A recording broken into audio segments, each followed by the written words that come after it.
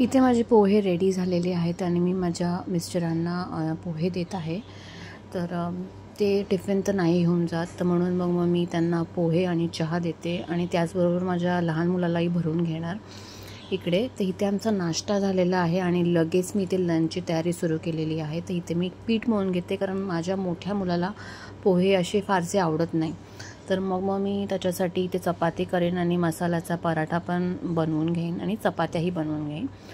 आज भाजीसाठी म्हणजे वांगी पण आहेत आणि शिमला मिरची पण आहे, पण माझ्या मुलाला त्या एवढ्या काही डब्याला आवडत नाहीत, म्हणून मी त्याच्यासाठी नॉर्मल बटाट्याची भाजी बनवणार आहे। तर इथे मी फटाफट अशी पीठ मळून वगैरे घेतलेलं आहे।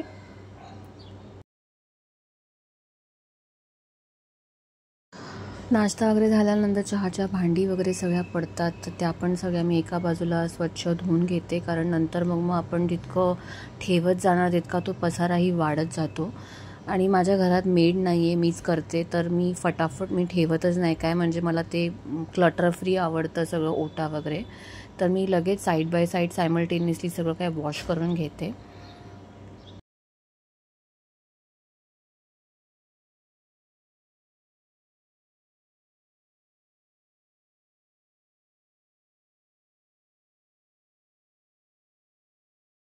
आमच्याकडे पाण्याचा खूप इश्यू आहे। फक्त जे रात्री 9:30ला पाणी येतं ते सकाळी 9:30पर्यंत असायचं, पण आता ते पण नसतं, सकाळी 6लाच निघून जातं। तर खूप कमी आहे फोर्स पाण्याचा आणि खूप कमी फोर्सच्या पाण्यामध्ये सगळं काय आवरावं लागतं। बाकी टाकी वगैरे तर मी सगळं रात्रीच भरून घेते, मशीन पण ॲक्च्युली रात्रीच लावते। बोरचं जे पाणी आहे ते 24 तास आहे, पण बोरचं पाणी आपण सगळ्या यूजला नाही वापरू शकत, सो सगळी कामं फटाफट करावी लागतात। आता इकडे मी बनवून घेत आहे भाजी। तर भाजीसाठी जी तयारी असते ती करून घेते मी फटाफट। कांदा बटाटा सगळा कापून घेतला। मी इथे बटाट्याची भाजी बनवत आहे नॉर्मल मसाल्याची।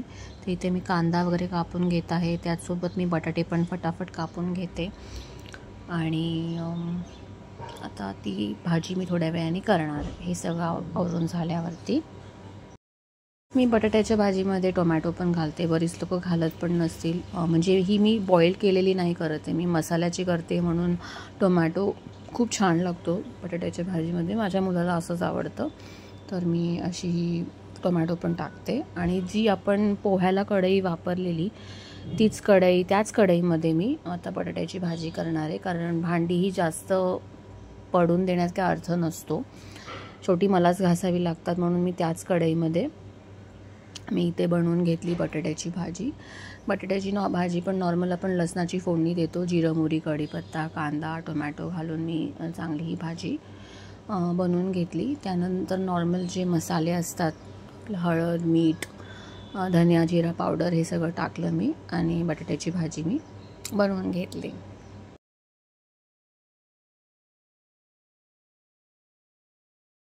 माझ्या चॅनलला अजून सबस्क्राईब केलं नसेल तर प्लीज चॅनलला सबस्क्राईब करा, लाईक करा, शेअर करा आणि असेच काय काय नवीन नवीन व्हिडिओज तुम्हाला माझ्या ह्या चॅनलवरती बघायला भेटतील। आता मी याच्यामध्ये हिंग टाकत आहे, नॉर्मल मी याला वाफवणार आहे आणि आपली भाजी पण जी आहे ती रेडी होणार आहे पटकन।